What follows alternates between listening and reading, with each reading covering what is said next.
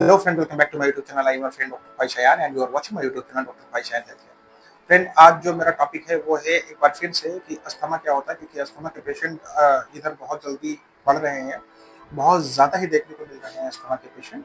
तो मुझे लगा कि अस्थमा के ऊपर एक बार और वीडियो बनाना होगा और ये समझाना होगा कि क्यों होता है, क्या रिस्क फैक्टर होते हैं इसके और ये किन किन को ज़्यादा हो सकता है फ्रेंड्स। ठीक है, तो आज मैं अस्थमा के बारे में बात करूंगा, लेकिन वीडियो को शुरू करने से पहले फ्रेंड, जो लोग मेरे यूट्यूब चैनल पर नए हैं वो प्लीज़ मेरा यूट्यूब चैनल को सब्सक्राइब करें और वीडियो को लास्ट तक देखें। अच्छा लगे तो जरूर इसे लाइक करें और शेयर करें फ्रेंड्स। और फ्रेंड, शुरू करते हैं कि अस्थमा क्या होता है। देखिए, अस्थमा जो है फेफड़े की एक ऐसी बीमारी है जिसमें सांस ले जाने वाली जो नली है, ट्रैकिया, उनमें वहां पर स्वेलिंग आ जाती है और कॉन्ट्रैक्शन हो जाता है, जिसकी वजह से प्रॉपर जितना ऑक्सीजन जाना चाहिए फेफड़ों में, जितनी हवा जानी चाहिए, जितनी एयर जानी चाहिए, वो उतनी नहीं जा पाती, क्योंकि वो जो एक रास्ता होता है वो सिकुड़ के छोटा हो जाता है, कॉन्ट्रैक्शन हो जाता है, जिस वजह से पेशेंट को बहुत तकलीफ होती है सांस लेने में। तो ये सारी चीजें आपको स्वेलिंग और कॉन्ट्रैक्शन की वजह से हो जाता है। स्वेलिंग आने के भी कई कारण हो सकते हैं, इन्फेक्टिव ईटियोलॉजी हो सकती है, वहां पर बलगम जम सकता है, ठीक है, कफ आ सकता है, जिसकी वजह से भी आपको सांस नहीं जा सकती, एयर नहीं जा पाती। अब आपको मैं बताता हूं कि अगर आपको ऐसा हो रहा है, अस्थमा आपको हो गया है, तो कुछ सिम्टम्स आपको दिखाई पड़ेंगे। सिम्टम्स ये है कि सबसे पहले मैंने कहा ना कि अगर ऑक्सीजन ही नहीं जाएगी फेफड़ों तक, पूरी हवा ही नहीं जाएगी, तो सबसे पहले आपको जो सिम्टम्स आपको देखने को मिलेगा वो देखने को ये मिलेगा कि आप सांस नहीं ले पा रहे हैं, मतलब शॉर्ट या शॉर्ट ब्रीथिंग, ब्रीथलेसनेस है, आप सांस अच्छे से नहीं ले पा रहे हैं, सांस शॉर्ट आ रही है, आप ऐसे से कर रहे हैं, शॉर्ट ब्रीथिंग आपकी हो रही है आपको।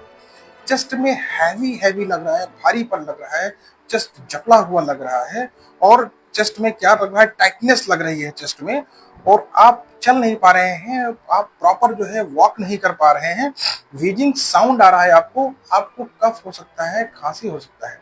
व्हीजिंग साउंड का मेरा मतलब ये है कि जब हमारा ये जो ट्रैकिया है, ये कॉन्ट्रैक्शन हो जाता है, यहाँ पर स्वेलिंग एंड कॉन्ट्रैक्शन जब हो जाता है तो ये जगह नैरो हो जाती है, और जब ये नैरो हो जाती है तो इसके बीच से जब हवा गुजरती है तो एक खास तरह का साउंड पैदा करती है, सू सू की आवाज पैदा करती है, जो आपको आराम से देखने को स्टेथोस्कोप से देखते हैं, या सुनाई सुनाई करते हैं, या फिर पेशेंट दूर बैठा है फिर भी आपको उसकी व्हीजिंग साउंड तो सुनाई पड़ सकता है फ्रेंड। ठीक है, तो व्हीजिंग साउंड आपका ये सुनाई पड़ सकता है फ्रेंड। तो ये तो हुआ आपका कुछ सिम्टम्स कि हाँ भाई क्या सिम्टम्स आते हैं। अब आता है कि क्या कारण हो सकते हैं कि आपको अस्थमा हो सकता है। देखिए, अस्थमा होने के कई कारण होते हैं, आपकी खुद की इम्यूनिटी भी आपके खिलाफ हो सकती है। दूसरा है केमिकल इरिटेशन की वजह से होता है, कि किसी केमिकल कंपाउंड की वजह से भी आपकी बॉडी इरिटेट हो रही हो, तब भी हो सकता है। आपकी फैमिली हिस्ट्री में अगर किसी को है, या आपके पास्ट में आपके दादा, मामा, चाचा, पिताजी, या किसी को अगर है, फैमिली हिस्ट्री ये बता रही है कि आपके फैमिली में कभी अस्थमा था, तो ये आपको हो सकता है। दूसरा, एयर पॉल्यूशन। आजकल एयर पॉल्यूशन तो आप समझ ही रहे हैं कि किस तरीके से एयर पॉल्यूशन बढ़ रहा है, तो इसका एक कारण एयर पॉल्यूशन है। इसके अलावा जो इसका कारण देखने को मिलता है वो है स्मोकिंग और एल्कोहल। कुछ लोग स्मोकिंग करते हैं, कुछ लोग चैन स्मोकर होते हैं, एक पर एक सिगरेट, एक पर एक सिगरेट ये चलती रहती है, चैन स्मोकर है, जिसकी वजह से भी उन्हें अस्थमा हो सकता है। दूसरा, अस्थमा जो है, सबसे ज्यादा ये एक सोचने वाली बात है कि अस्थमा सबसे ज्यादा मेल में पाया जाता है फीमेल की अपेक्षा। मेल में ज्यादा होता है और फीमेल में कम होता है, या फीमेल में बहुत ही कम, मान के चलिए कि अगर मेल्स में है ज्यादा तो फीमेल में बहुत ही कम होता है। अब आता है कि पेशेंट अगर इतना सब कुछ हो गया है तो कैसे ये जो है ट्रिगर करता है, अस्थमा कैसे बढ़ता है, कैसे अस्थमा जो है ट्रिगर करता है। देखिए, टेम्परेचर अगर आपका बदल रहा है तब भी आपको अस्थमा ट्रिगर कर सकता है। मान लिया कि आप अभी जो है कूलर में बैठे हैं, ठंड में बैठे हैं, एसी में बैठे हैं, आप बाहर निकले सडनली, फिर आप आए, टेम्परेचर चेंज हुआ आपका, तो भी ये क्या करेगा, अस्थमा को ट्रिगर कर सकता है। दूसरा, अगर आप स्मोकिंग कर रहे हैं कंटिन्यू तब भी ये ट्रिगर कर सकता है, तो सबसे ज़्यादा ये है। फिर एयर पॉल्यूशन की एरिया में भी अगर आप जा रहे हैं तो भी ये ट्रिगर हो सकता है एयर पॉल्यूशन। तीसरा, आपको किसी भी खाने की वजह से एलर्जी हो सकती है, जिसे फूड एलर्जी बोलते हैं। अगर आपको किसी खाने की वजह से भी एलर्जी हो रही है तो भी आपको अस्थमा ट्रिगर कर सकता है। ये बहुत सोचने वाली बात है। तीसरा, नेक्स्ट, डस्ट। धूल मिट्टी से कोई नहीं बच सकता, तो अस्थमा का एक कारण डस्ट भी आता है। धूल मिट्टी भी अस्थमा का कारण देखा जाता है।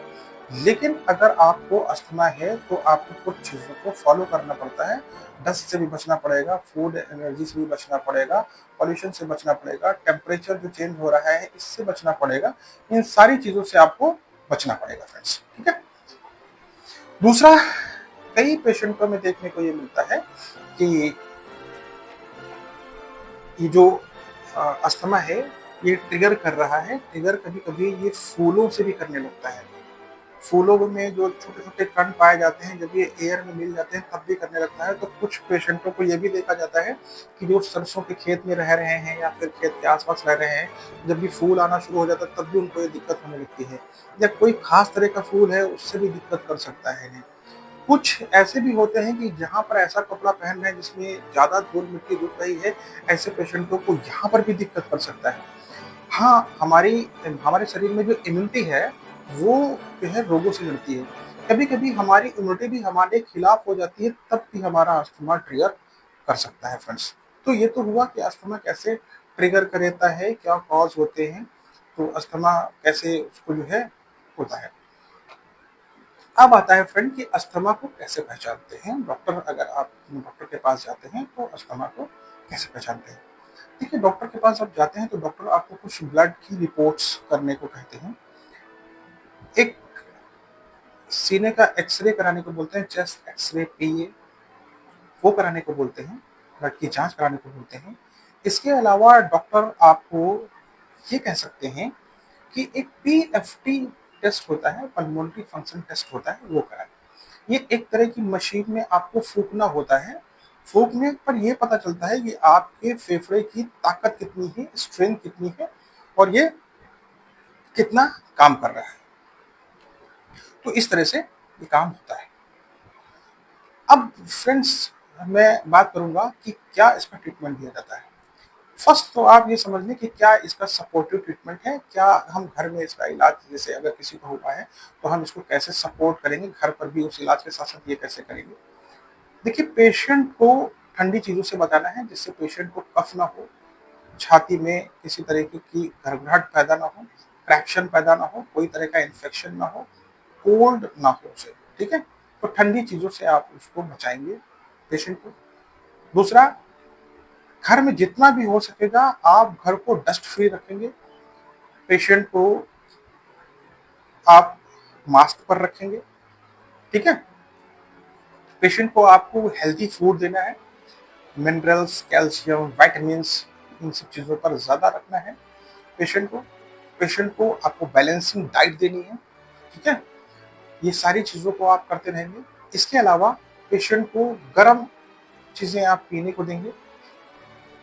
गर्म पानी का भाप आपको कराना पड़ेगा, जिस बफ़ारा जो आपको कई बार कराना पड़ सकता है।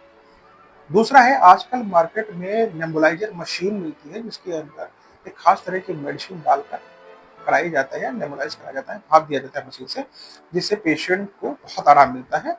पेशेंट का जो ट्रैकिया होता है, जहाँ पर कंस्ट्रक्शन हो गया है, ठीक है? और जहाँ पर स्वेलिंग आ गई है, उसे कम करता है। तो ये सारी चीज़ें होती हैं फ्रेंड्स, ठीक है? अब आता है कि पेशेंट को डॉक्टर कैसे इसका ट्रीटमेंट करते हैं। देखिए, डॉक्टर्स के ट्रीटमेंट करने का तरीका ये है कि पेशेंट की क्या स्थिति है उस हिसाब से किया जाता है। पेशेंट की स्थिति अगर ऐसी है कि वो साँस बिल्कुल भी नहीं ले पा रहा है तो उसे तुरंत के तुरंत ऑक्सीजन की ज़रूरत होती है, तब डॉक्टर उसे ऑक्सीजन लगाते हैं, ठीक है?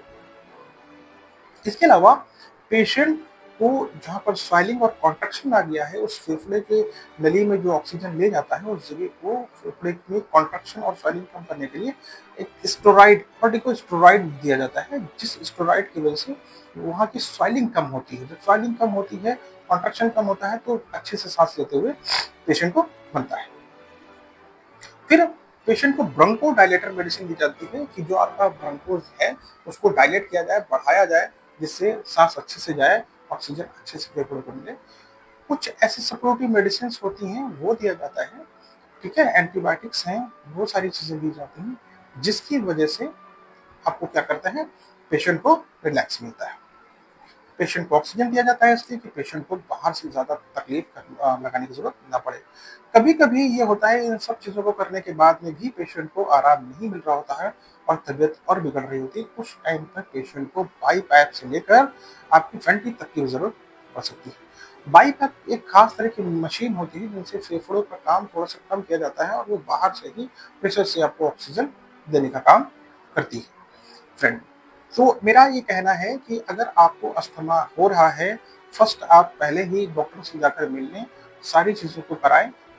किसी भी बीमारी को आप उस हद तक मत ले जाएँ कि आपको भी समझने में दिक्कत होनी पड़े और पेशेंट जो है उसको भी बहुत ज़्यादा परेशानी हो और बीमारी भी आपकी लाइलाज हो जाए। कभी-कभार ऐसा होता है कि पेशेंट जो है इस चीज़ को समझ नहीं पाता है, पेशेंट के घरवाले इस चीज़ को समझ नहीं पाते हैं और लेट कर देते हैं। तब पेशेंट को बहुत ज़्यादा परेशानी होती है, पेशेंट वेंटी से लेकर बाईपास सब चीज़ों पर जा सकता है और ऑक्सीजन पे रह सकता है और बहुत लंबा समय लग सकता है।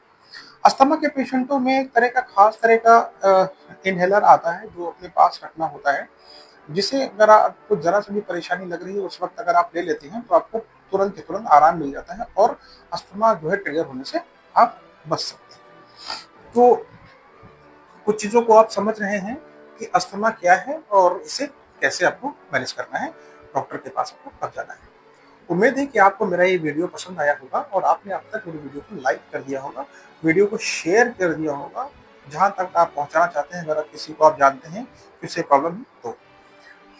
अगर आपका इस वीडियो से रिलेटेड कोई भी क्वेश्चन है तो आप प्लीज़ कमेंट करें, मैं ज़रूर उसका जो है जवाब देने की, आंसर देने की कोशिश करूँगा फ्रेंड।